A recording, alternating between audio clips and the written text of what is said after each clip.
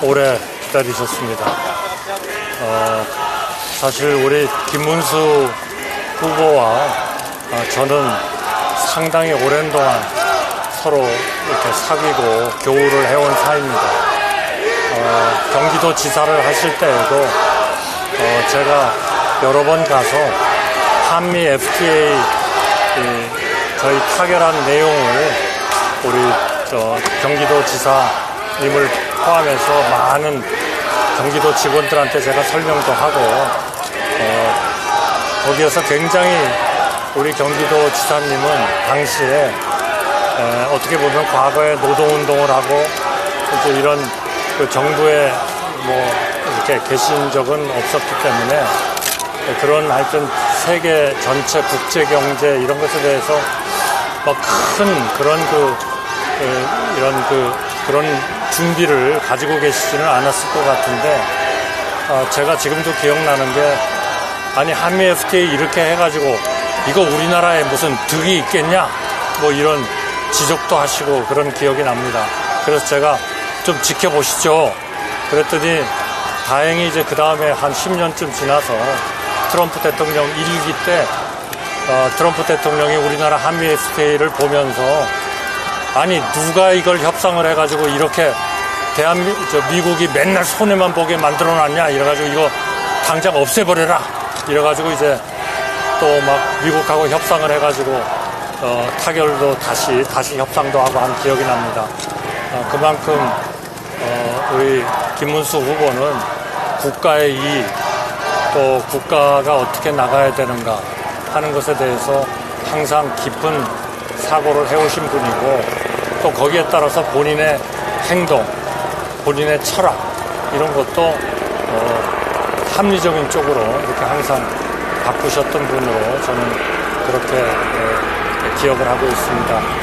같이 국무위원으로서 역할을 할 때에도 항상 그 시각을 정말 국가와 국민 그리고 사회적 약자 이런 쪽에 두시는 그런 아주 훌륭한 덕목을 계속 보아오셨다 이렇게 생각을 합니다.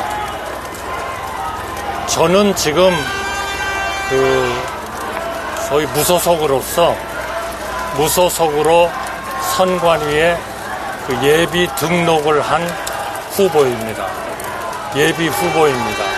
그렇기 때문에 제가 그 대통령직에 출마한 예비 후보로서 제가 언론에도 나가서 인터뷰도 하고 또 외신 기자단 앞에서 브리핑도 하고 그리고 또 이낙연 총리나 이런 분들을 만나면서 이 나라를 어떻게 끌고 가야 되는가 하는 데 대해서 논의도 하고 그리고 뜻을 같이 하도록 설득도 하고 그렇게 하고 있습니다. 저는 분명히 무소속의 예비 후보다 하는 말씀을 드리고 싶고요. 거기에 따라서 모든 활동을 하고 있고 또 모든 우리 선거법에 의한 규제도 같이 받고 있다 하는 말씀을 드리겠습니다. 오늘 그 단일화의 문제에 대해서 우리가 속 시원한 그런 해결책을 드리지 못한 것에 대해서 우선 국민들한테 죄송하다 하는 말씀을 드리고 싶습니다. 이유가 다 있겠지만은 저는 국민을 위해서 또 우리 국가를 위해서 지금 우리가 해야 하는 이런 절대절명의 일들 이런 것들을 덮을 수 있는 것은 아무것도 없다. 저는 그렇게 생각합니다. 그렇기 때문에 저도 권한대행 겸 국무총리라는 그러한 직을 저로서 최선의 바탕을 만들고 더 중요한 앞으로 한 달 후에 시작되는 대통령 선거에서 저의 희망입니다만 국민의 선택을 받아가지고 진정으로 우리나라를 국제적으로 강한 나라, 국내적으로 부유한 나라, 또 우리 국민들이 행복한 나라, 그리고 통상마찰을 해결하는 나라, 그리고 한미동맹을 더 강화하는 나라, 또 한미일 간의 이러한 그 안보 협력을 통해서 북한의 위협을 억제할 수 있는 나라, 그러면서도 북한 주민의 그러한 그 어려운 점을 이해하고 그분들을 돕고 하는 그러한 소위 우리 북한과의 대화, 그리고 필요하다면 정상회담도 조건 없이 한다는 그러한 의지를 가지고 꼭 우리가 선거에서 승리를 해서 제대로 된 나라를 만들어야 되겠다. 특히 국내적인 이런 갈등 그리고 분열, 이것을 해결하지 않고는 절대로 우리나라는 경제나 외교나 국방이나 또는 민생, 사회 이런 데 있어서의 제대로 된 개혁을 할 수 없다. 저는 그래서 3년의 기간에 개헌을 마치고 저는 물러나겠다 하는 것을 분명하게 했습니다. 그리고 이를 통해서 우리의 사회적 약자를 보호하는 그러한 체제를 갖추어야 되겠다 이렇게 생각합니다. 제가 하나만 예를 들겠습니다. 지난 3년의 정부가 사회적 약자에 대해서는 좀 배려가 적지 않았냐 이런 얘기들이 많이 있었습니다. 제가 하나만 예를 드리겠습니다. 우리나라의 가장 어려운 계층이 소위 기초생활수급자입니다. 이분들에 대해서는 저희가 생계급여라는 것을 지원합니다. 매달 한 160만 원 정도를 2023년에 지원을 했습니다만 2023년 한 해에 저희가 2024년에 지급할 생계급여를 총 21만 3천 원 월입니다. 4인 가족 21만 3천 원을 증가시켰습니다. 그러니까 1년으로 보면 한 255만 원 정도가 4인 가족한테 생계급여를 드린 겁니다. 그런데 그 전 정부, 문재인 정부죠. 5년 동안에 생계급여가 늘어난 금액은 19만 6천 원입니다. 저희가 한 해에 늘린 21만 3천 원보다 문재인 정부 5년 동안에 늘린 월 4인 가족 생계급여가 더 작습니다. 저희가 그만큼 사회적 약자, 일종의 제3의 길을 가려고 노력을 했다. 그런 말씀을 드리고요. 제가 국민의 선택을 받는다면 저도 그러한 우리의 자유민주주의 그리고 시장 경제를 기초로 하면서도 사회적 약자를 보호하기 위한 그러한 제3의 길을 우리의 정책의 어떤 베이스로 기초로 좀 가져가려고 합니다. 그러려면 헌법이 개정돼야 되고 통상의 관세 폭탄이 해결돼야 되고 그리고 국민과 동행하는 그런 사회적 약자를 위한 국민과의 동행이 이루어져야 된다.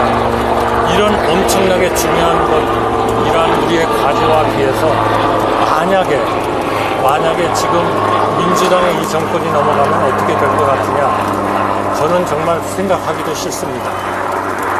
이제까지 발표된 그러한 정책을 봐도 정말 우리나라를 국제적으로 사랑받고 존경받는 그런 나라를 만들고 국내적으로 번영하고 안보에 있어서의 강하고 우리 국민들을 사회적 약자를 보호하고 그리고 소위 거시적으로 우리 건전한 재정 건전성을 유지하고 국제 수지 흑자를 이루고 그리고 생산성이 높은 경제를 이루어 가지고 이것은 주로 이제 우리 협치라든지 소득과 자산의 분배의 어느 정도의 적절한 조정이라든지 이런 것들이 필요한 거죠. 그러면서 좀 미시적으로는 우리 국민들의 행복과 직결되는 좋은 일자리, 주택, 의료, 그리고 교육, 그리고 우리 국민들이 아주 부자로는 부족할지 모르지만 상당한 정도의 생활을 할 수 있는 연금 제도의 개혁, 그리고 우리나라에 이렇게 부족해지는 인구 문제를 해결하기 위한 그러한 저출생 문제, 이런 것들을 해결해 나가야 된다, 이렇게 생각합니다. 이 모든 것을 하려면 결국 이번 선거가 저는 결정적이다, 이렇게 생각하고 그러한 목적을 위해서 또 그러한 성과를 내기 위해서 생각을 같이 하는 모든 사람들, 개헌을 해야 되고, 개헌연대, 그리고 사회적 약자, 그리고 국제적인 이런 그 통상 문제의 해결, 이런 것들의 생각을 같이 하는 분들이 다 모여야 된다. 저는 그렇게 생각합니다. 당연히 우리 김문수 후보도 당연히 저와 함께 그 일을 해야 된다. 그것은 비단 김문수 후보께서 지난 18일 동안 약 22번, 거의 평균 하루에 한 번 정도 말씀을 하셨고, 그것도 어느 한 자리에서 서너 번, 대여섯 번 말씀하신 거는 카운트를 안 한 겁니다. 그냥 그날은 한 번 한 걸로 따졌을 때 22번이나 단일화가 중요하고, 본인이 후보가 되면 한덕수 후보와 가장 먼저 이 문제를 논의하겠다. 이렇게 계속 국민들한테 약속을 해왔기 때문에 저는 당연히 우리 후보와 제가 맨 먼저 이 일을 타결해야 되는 거 아닌가 이렇게 생각을 합니다. 저는 지금도 낙관적입니다. 왜냐? 이 단일화는 우리 김 후보와 저 둘이서 결정하는 게 아닙니다. 국민들이 그렇게 하라고 요구를 하고 있고, 국민들이 그러한 추동력을 지금 저희한테 주고 계십니다. 또 많은 국민의힘의 당원들도 신문에서 여론조사를 봤습니다만 그러한 그 추동력을 거기다 실어주고 계신다. 이거는 아마 우리 김문수 후보나 제가 마음대로 우리의 선호에 따라서 할 수 있는 일이 이미 아니다. 저는 그렇게 믿고 있고요. 앞으로 계속 그러한 그 좋은 결과가 나오도록 제 나름대로도 또 노력을 계속하겠습니다. 감사합니다. 네, 관련해서 질문을 좀 많이 기다리시고 힘드시니까 한 4분 정도, 3-4분만 받겠습니다. 예. 부모님 서울신문 조중원입니다. 만일 단일화가 안 된다면 11일 이후에 아예 정계를 떠나시는 것인지 아니면 또 어떤 방식으로 선거에 기여하실 것인지 좀 여쭙겠습니다. 저는 아까 제가 나중에 말씀드렸습니다마는 이러한 잘못된 정권에 우리 정부나 국민들이 맡겨지는 일, 저는 이거는 정말 우리 이제까지 이룬 우리 한강의 기적을 무너뜨려 버리는 것이다.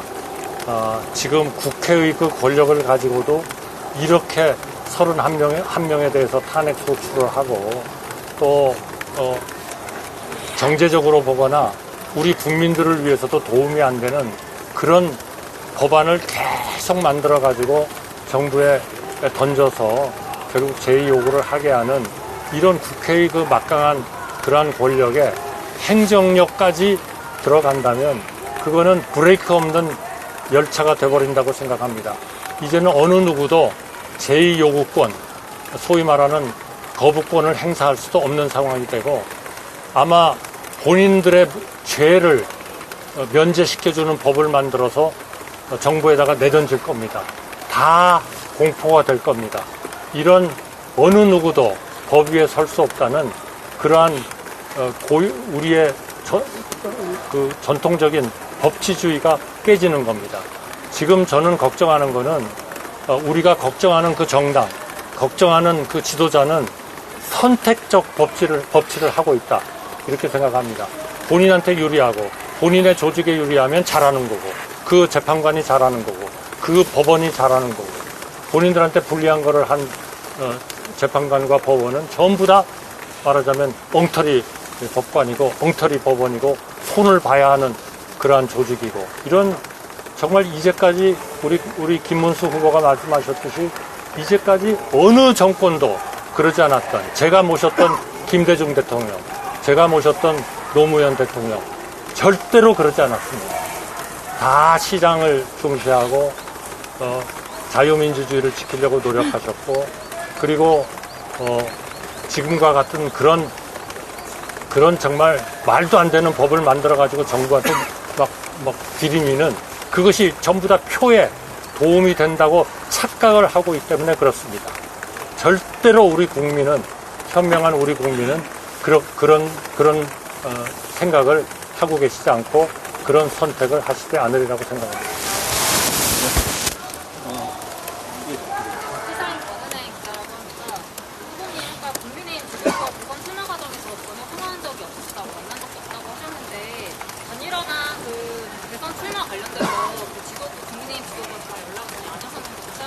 저는 이런 그 경선 과정에 영향을 줄 수 있는 그런 일은 하지 않았습니다. 한 분만 더 받겠습니다. 예. 진짜 아까 22번 단일화를 말씀하셨다고 22번이 넘죠.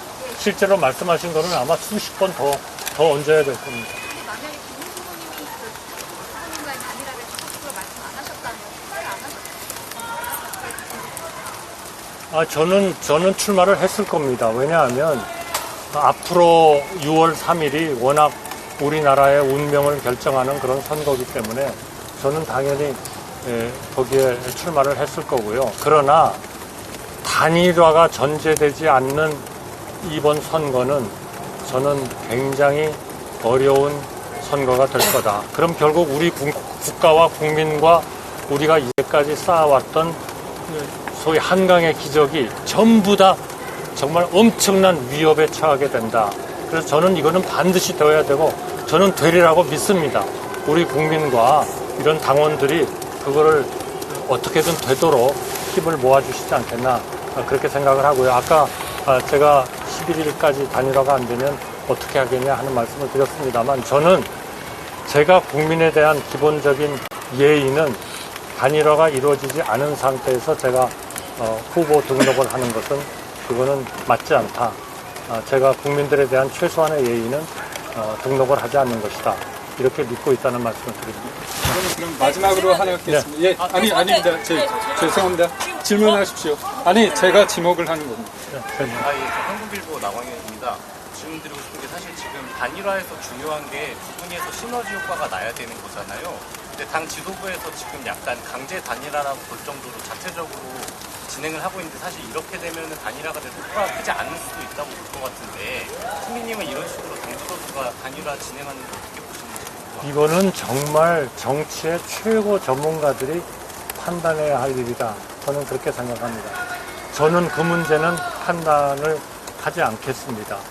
그러니까 그 시너지 효과라는 게 어느 분야에서 얼마나 날 수 있는 거냐 하는 거는 제가 그거를 충분히 분석할 만한 좋은 그런 정치에 대한 그런 그 통찰력과 지식은 저는 없다 생각합니다. 다만 저는 우리 국가가 국민이 그리고 우리 국민들의 민생이 또 우리 국가의 국제사회에 있어서의 지위가 통상마찰이 이것이 해결이 되려면 지금과 같은 이런 분열 그리고 갈등 이거 가지고는 안 된다 하는 것은 이미 판정이 됐다고 생각합니다. 그렇기 때문에 우리 단일화는 그런 것 때문에 필요한 거다. 모두가 같은 생각을 하는 사람들이 다 뭉쳐야 된다. 이렇게 생각하고요. 아까 저 질의에 제가 답변을 못 드렸는데 저는 우리 단일화가 어느 쪽으로 되든 저는 우리 김문수 후보를 열심히 제가 할 수 있는 한 도울 겁니다. 그게 국민들한테 경제의 문제를 제대로 설명하는 것이 될지 외교의 문제를 설명하는 것이 될지 모르겠습니다만 제가 50년 동안 쌓아온 모든 것을 총동원해서 모을 거고 힘을 모을 거고요. 또 제가 아는 많은 분들이 이러한 개헌연대 그리고 힘을 모으는데 합치도록 그렇게 제 나름대로의 노력을 하겠습니다. 네. 오랜 시간 두고 저 질문하겠습니다. 죄송합니다. 오랜 감사합니다. 시간 감사합니다. 감사합니다. 따라서 단일화 연구에 응하신다고 하셨는데요.